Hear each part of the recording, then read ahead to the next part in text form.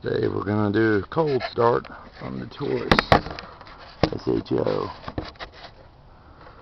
See how this goes.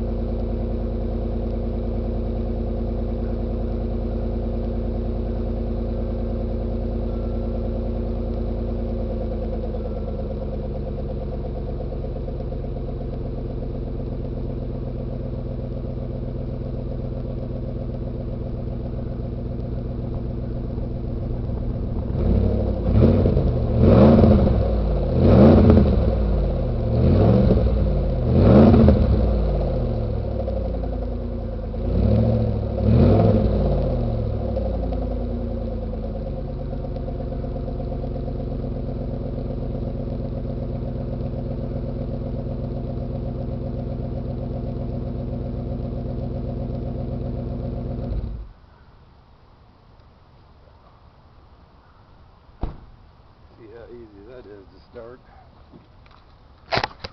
Watch how hard it is to start a carbureted car.